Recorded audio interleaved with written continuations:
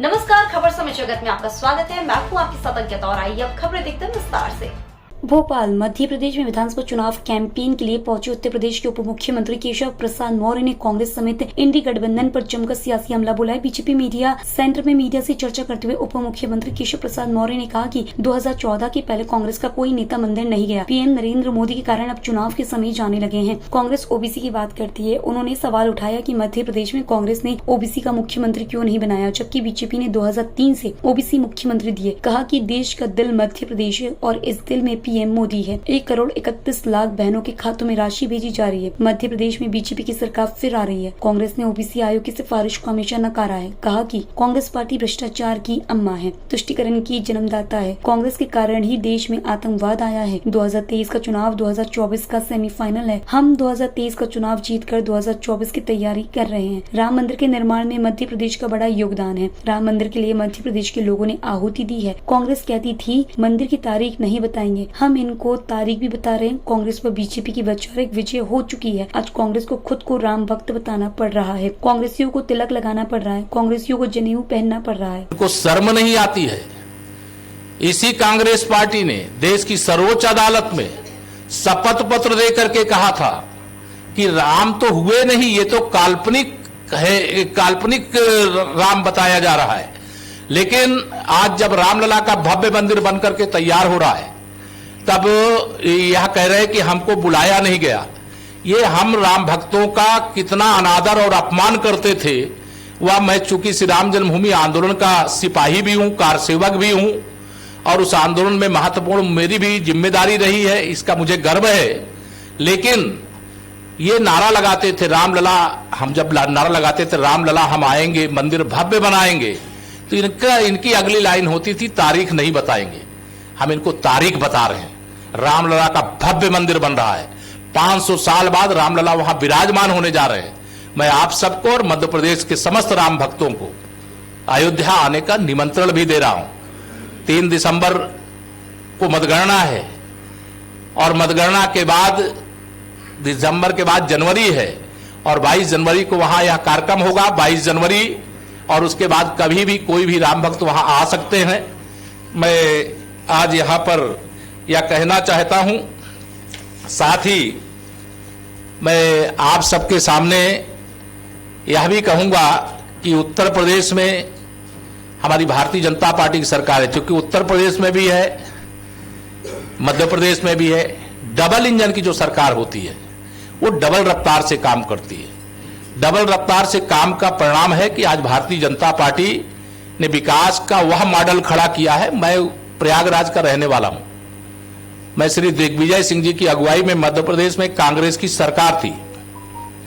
अगर शारदा मैया का दर्शन करने के लिए हमें प्रयागराज से मैहर आना पड़ता था तो कभी भी सड़क मार्ग से आने की हिम्मत नहीं होती थी। ये विकास के नाम पर घोटाला करने वाली कांग्रेस, भ्रष्टाचार को शिष्टाचार समझने वाली कांग्रेस, चोरी करना और सीनाजोरी करना ऐसी कांग्रेस, पिछड़ों को मटिया मेट यानी बर्बाद करने वाली कांग्रेस और आज पिछड़ों की बात करने वाली कांग्रेस, भगवान राम को काल्पनिक बताने वाली और राम जन्मभूमि पर प्राण प्रतिष्ठा का निमंत्रण नहीं पाने पर बिलबिलाने वाली कांग्रेस, भगवान केदारनाथ का दर्शन करने वाला भ्रष्टाचार का नाथ नहीं होता है। लेकिन आज वो कांग्रेस के युवराज दर्शन करने के लिए भी जा रहे हैं। हमें उसमें आपत्ति नहीं है। ये हमारी वैचारिक विजय है। क्योंकि अगर कांग्रेस को आज माथे पर टीका लगाना पड़ रहा है, जनेऊधारी अपने को हिंदू बताना पड़ रहा है, हम भी राम भक्त हैं ये बोलना पड़ रहा है, तो ये भारतीय जनता पार्टी की वैचारिक विजय। मेरी ओर से इतना कहना है।